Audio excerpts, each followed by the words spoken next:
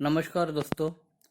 आज हम बात करेंगे एग्रीमेंट टू सेल और सेल डीड में क्या फर्क होता है प्रॉपर्टी रियल एस्टेट में।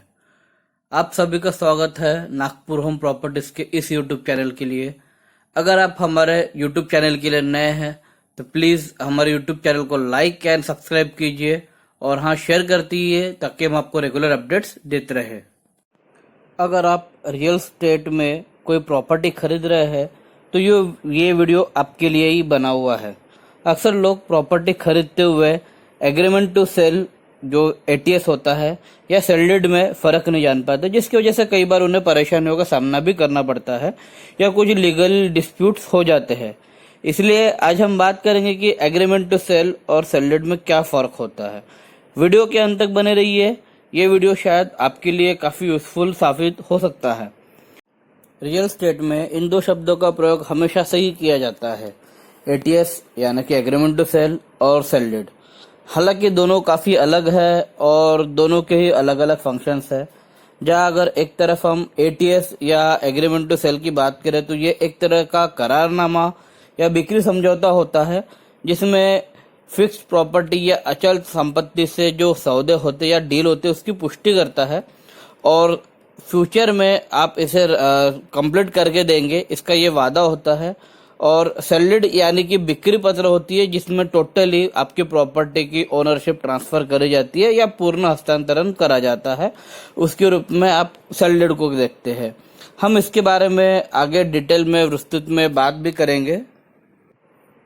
अचल संपत्ति खरीदते या बेचते समय हमेशा से ही लीगली साउंड होना जरूरी है ताकि आपका पैसा सुरक्षित रहे, कोई दूसरा इसका मिसयूज ना कर सके और आपके साथ फ्रॉड या ठगी ना हो। इसलिए हमेशा से लीगली साउंड बने रहे और इसके लिए जरूरी है एग्रीमेंट।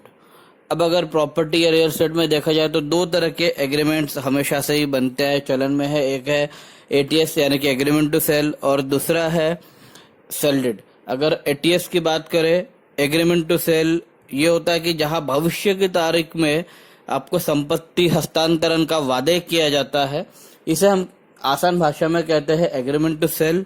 और दूसरा होता है सेल डीड जिसमें संपत्ति का पूरी तरह से तत्काल हस्तांतरण या टोटली प्रॉपर्टी ओनरशिप दी जाती है, उसे हम कहते हैं सेल डीड।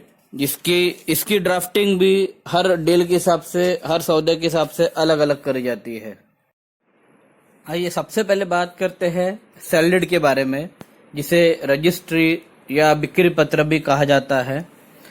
सेल डीड ये एक वास्तविक बिक्री पत्र या हस्तांतरण होता है जिसमें पूरी तरह से प्रॉपर्टी की ओनरशिप ट्रांसफर की जाती है। सेल डीड ये आपको दर्शाता है कि आप उस संबंधित प्रॉपर्टी के मालिकाना हक प्राप्त कर चुके हैं और आप उस संबंधित प्रॉपर्टी के मालक हो चुके हैं और सामने जब भी आपके फ्यूचर में इसे सेल करना रहा आप इसे इजीली सेल कर सकते हैं। Sale deed generally register office में रजिस्ट्रार के सामने ही एग्जीक्यूट किया जाता है। हम सेल डीड से जुड़े कुछ फैक्ट्स देख लेते हैं आगे।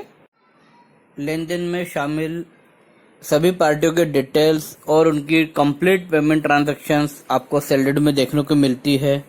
प्रॉपर्टी की पूरी डिस्क्रिप्शंस होती है। ट्रांसफर ऑफ टाइटल्स जो आपके इसमें परचेसर कंप्लीट पेमेंट ट्रांजैक्शंस करके पूरी तरह से प्रॉपर्टी का मालिक बन जाता है, ओनरशिप पूरी तरह से मिल जाती है। फ्यूचर में प्रॉपर्टी सेल करने के कंप्लीट राइट्स उनके पास होते हैं।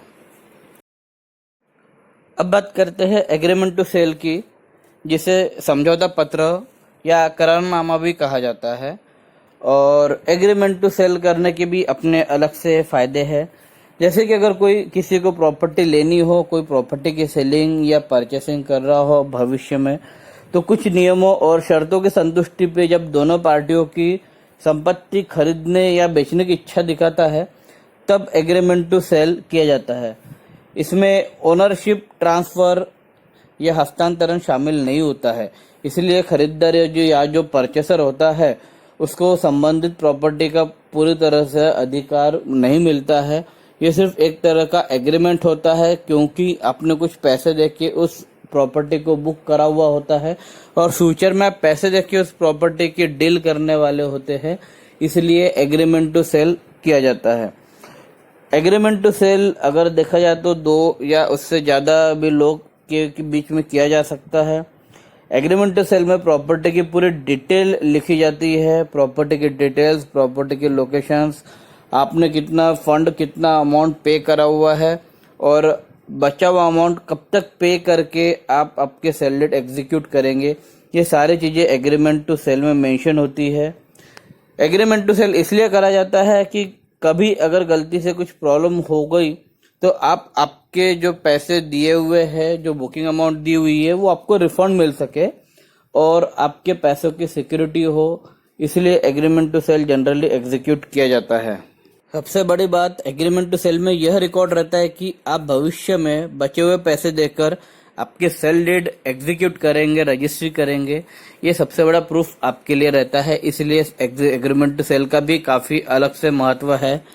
अगर हम नागपुर या महाराष्ट्र की बात करें तो जनरली अगर कोई फ्लैट भी अगर कोई परचेस करता है तो आप 10 या 20% दे के आप रजिस्टर्ड एग्रीमेंट टू सेल करा जा सकता है और जब पोजीशन मिलता है तब आप सेल डीड करके अब आपकी प्रॉपर्टी की पूरी तरह से ओनरशिप ले सकते हैं। तो ये थी डिटेल जो हमने एक आपको आसान से और सरल भाषा में समझाने का प्रयास किया था कि एग्रीमेंट टू सेल और सेल डीड में क्या फर्क होता है।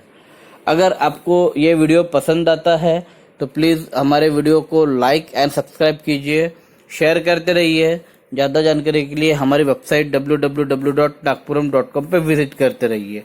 तब तक के लिए थैंक यू एंड धन्यवाद।